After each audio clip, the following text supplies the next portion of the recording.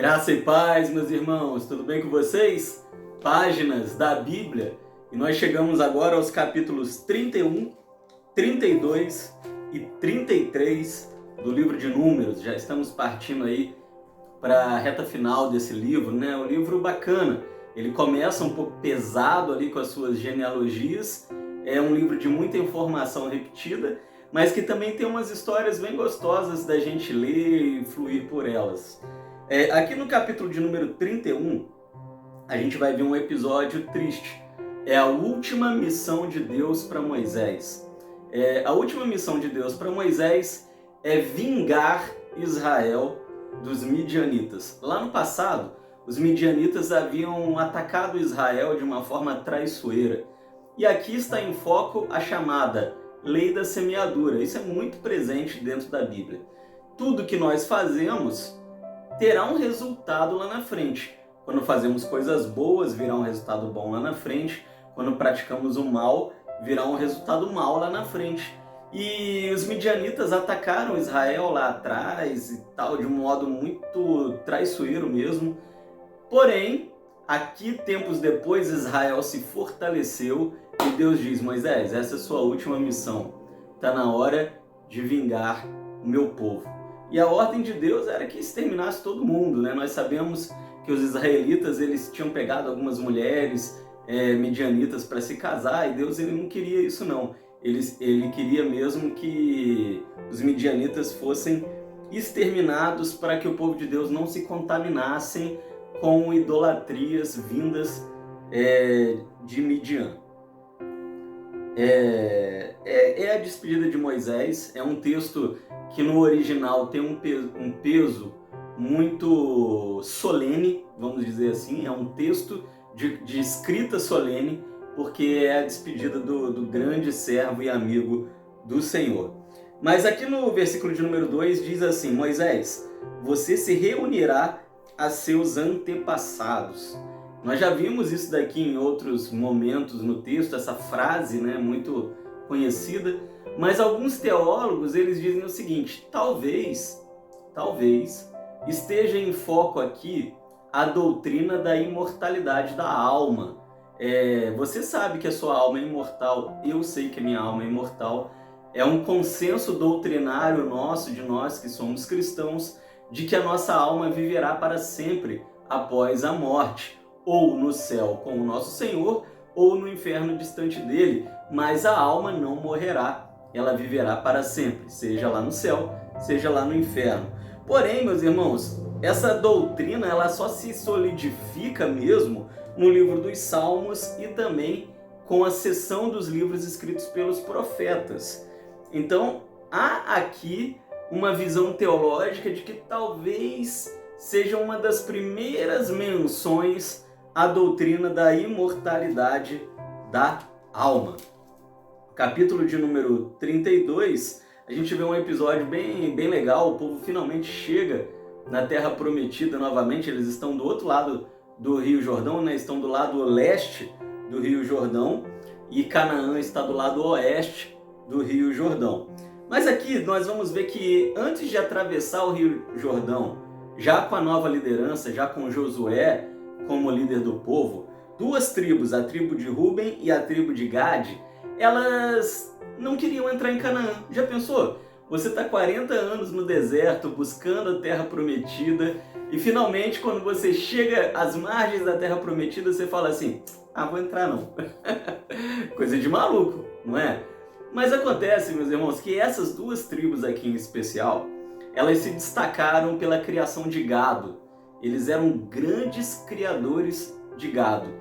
E parece que essa região aqui, as terras de Jazar e também de Gileade, elas eram boas para o gado. Nós não sabemos como essas terras eram boas para o gado. Por quê?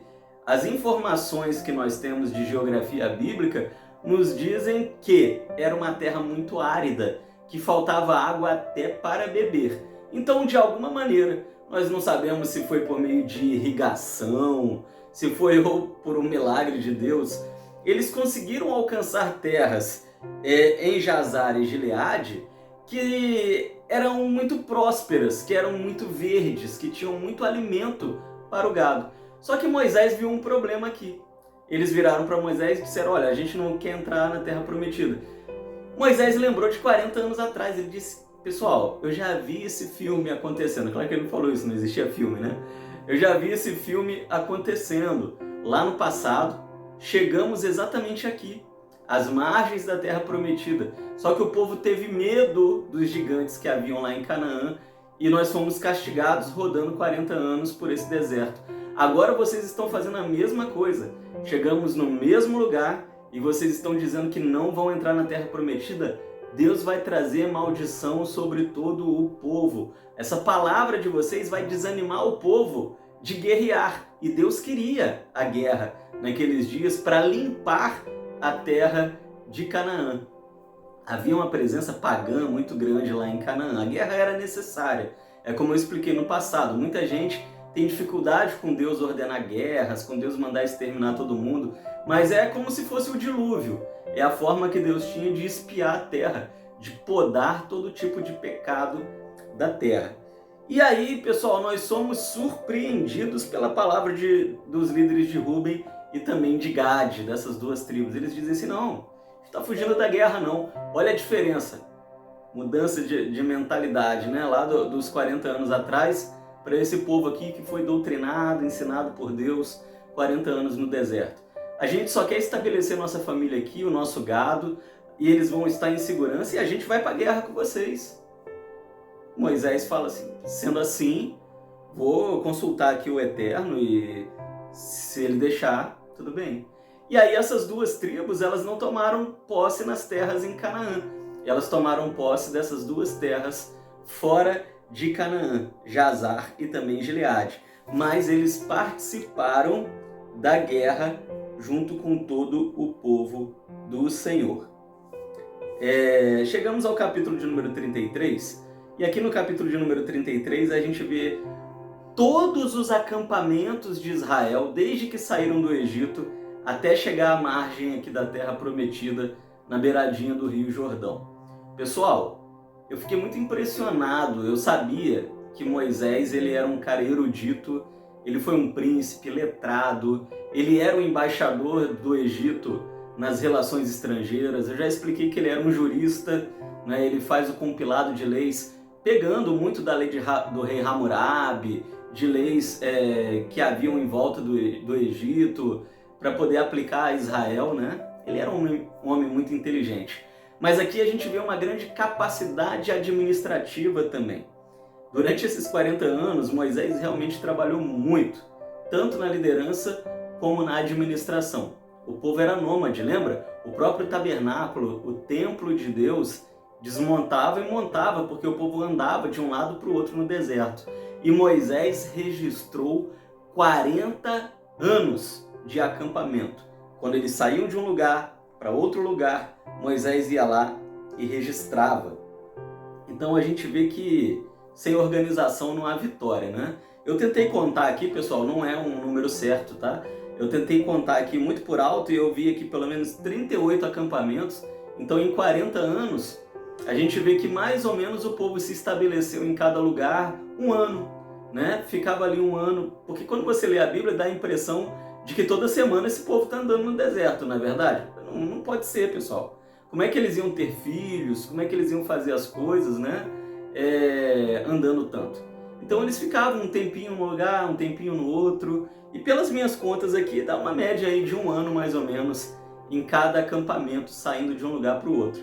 Mas o que chama a minha atenção é que em cada acampamento desse, Deus sempre esteve com eles. Na coluna de fogo e na nuvem, na Shekinah, que os acompanhava. Maravilha, meus irmãos, assim finalizamos o capítulo de número 33 e aqui a gente vê que realmente Deus tem acompanhado o povo por todo o tempo. Apesar dos pecados, é um povo irritante, não é? O povo de Israel é um povo irritante, reclamão, resmungão, mas apesar disso, Deus amava esse povo. Então, claro que em alguns momentos ele derrama a sua justiça, mas o seu amor é muito maior do que a sua justiça. Fala a verdade. Se fosse você, se fosse eu no lugar de Deus, a gente já tinha exterminado esse povo lá naquele bezerro de ouro que Arão fez. Mas Deus, 40 anos depois, estando com o povo todos os dias sem cessar, os trouxe até a terra prometida. E logo mais vai começar uma nova história, uma nova jornada para esse povo. Beijo no seu coração, Deus te abençoe, em nome do Senhor Jesus. Uma semana muito abençoada a todos. Sejamos abençoados pelas páginas da Bíblia.